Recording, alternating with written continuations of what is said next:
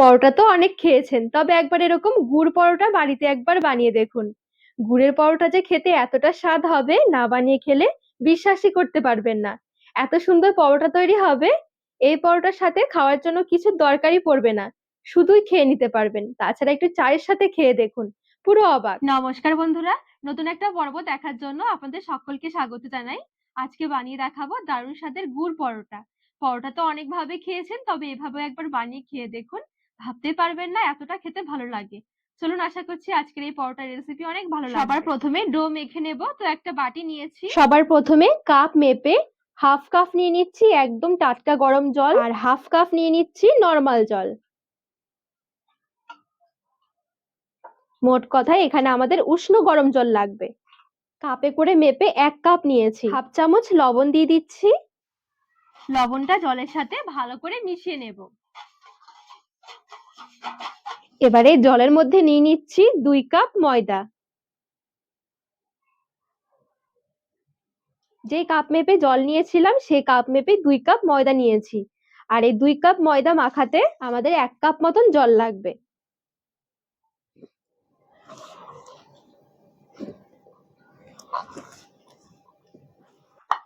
তো এই 1 কাপ জল দিয়ে আমি খুব ভালো করে মেখে নিয়েছি।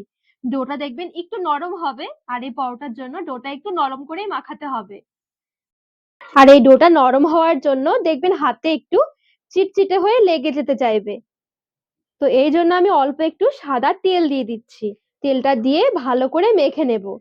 এতে করে ডো যেমন সফট নরম হবে, তেমন আবার মাখাতেও অনেক সুবিধা হবে। তেলটা দিয়ে একটু সময় নিয়ে ভালো করে মেখে নেব।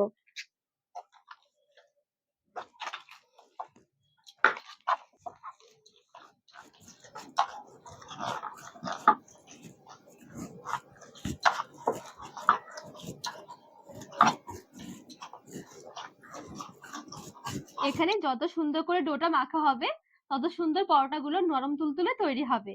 দেখবেন মাখাতে মাখাতে ডোটা একদম মোমের মতো নরম হয়ে যাবে। আর হাতে যে একটা চিটচিটে ভাব ছিল, চিটচিটে ভাবটাও থাকবে না, হাত একদম তেলতেলে হয়ে যাবে।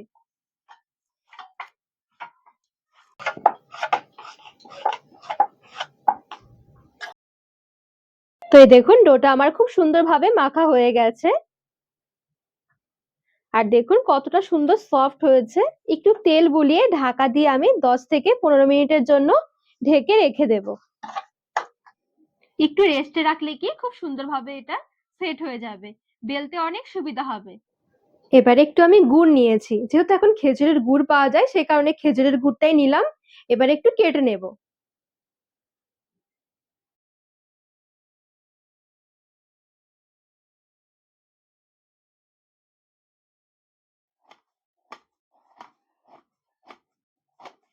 আর মিহি করে গুড়টা এরকম কুচিয়ে নিতে হবে, যেন বড় বড় কোনো রকমের ডেলা না থাকে। তো এই দেখুন গুড়টা ঠিক আমি এইভাবে করে রেডি করে নিয়েছি। পরোটার জন্য যে আমি ডোটা মেখে রেখেছিলাম, মোটামুটি 10-15 মিনিট রেস্ট হয়ে গেছে। এবারে ডোটা হাত দিয়ে আরেকটু ভালো করে মেখে নেব। আর আজকে আমি এই পরোটাটা বানানোর জন্য ময়দা নিয়েছি। আপনারা চাইলে কিন্তু শুধু আটা দিয়েও পরোটাটা বানাতে পারেন। তো ডোটা বেশ আমি এখানে আরেকটু মেখে নিয়েছি। আর ডো দেখুন কত সুন্দর সফট হয়েছে। এবারে এখান থেকে আমি মিডিয়াম সাইজ করে লেচি বের করে নিচ্ছি।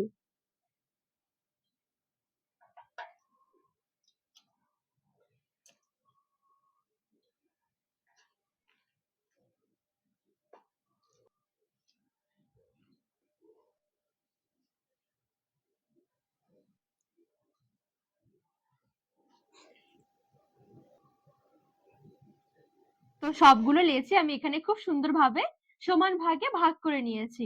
এবারে একটা লেচি আমি চাকিতে নিয়ে পাতলা করে বেলে নেব, আর বাকি লেচিগুলো ঢাকা দিয়ে রাখবো। আর লেচির মধ্যে আমি একটু তেল লাগিয়ে নিয়েছি, এতে করে খুব সুন্দর এটা বেলা হবে।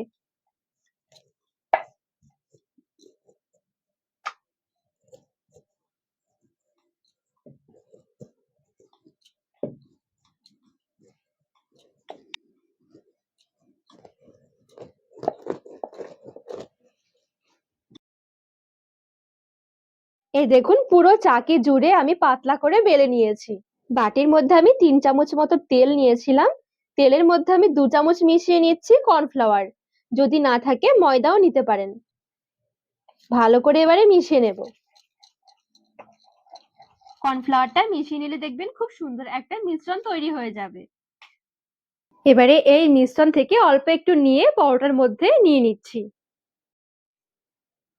ভালো করে চারদিকে একটুখানি ছড়িয়ে দেব। এবারে অল্প করে একটু গুড় ছড়িয়ে দিচ্ছি। আর এই সামনের দিকটা একটু ফাঁকা রাখতে হবে। এবারে ঠিক এইভাবে করে ধরে একটুখানি রোল করে নিচ্ছি।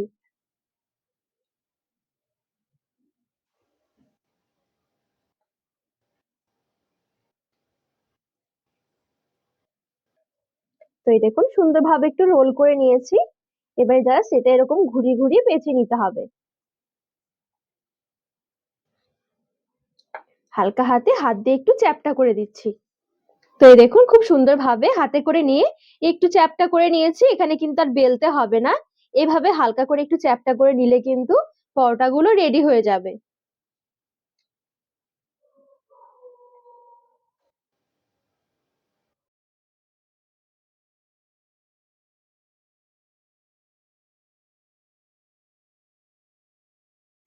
সেম ভাবে বাকি পরোটাগুলো বানিয়ে নেব।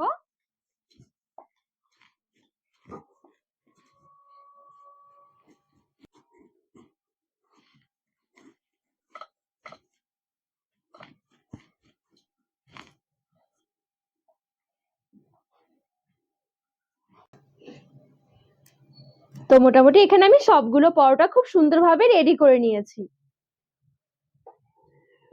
এবারে গ্যাস ধরিয়ে এদিকে একটা ফ্রাইং প্যান বসিয়ে দিয়েছি। শুকনো ফ্রাইং প্যানে এক এক করে পরোটাগুলো নিয়ে নিচ্ছি।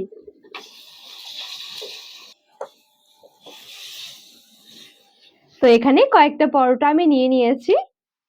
গ্যাসের আঁচটা হালকা রেখে প্রথমে আমি এই শুকনো ফ্রাইং প্যানে উল্টে পাল্টে একটুখানি সেঁকে নেব।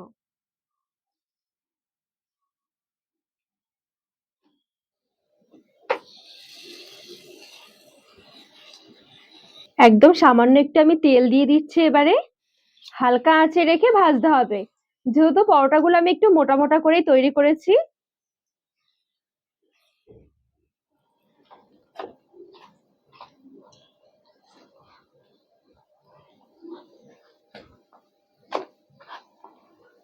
ভাজার সময় খুব বেশি তাড়াহুড়ো করা যাবে না।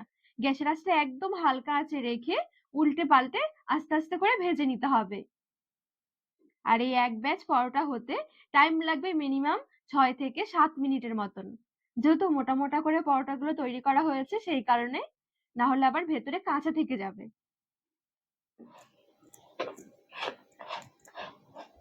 তো বেশ সুন্দরভাবে আমি পরোটাগুলো ভেজে নিয়েছি। আর এই দেখুন দেখতেও কতটা সুন্দর লাগছে।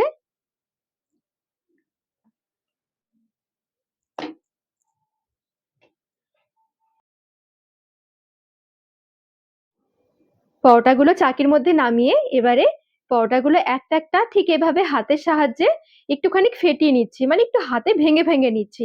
এতে করে পরোটার মধ্যে যে লেয়ার রয়েছে লেয়ারগুলো সুন্দর আলাদা হবে।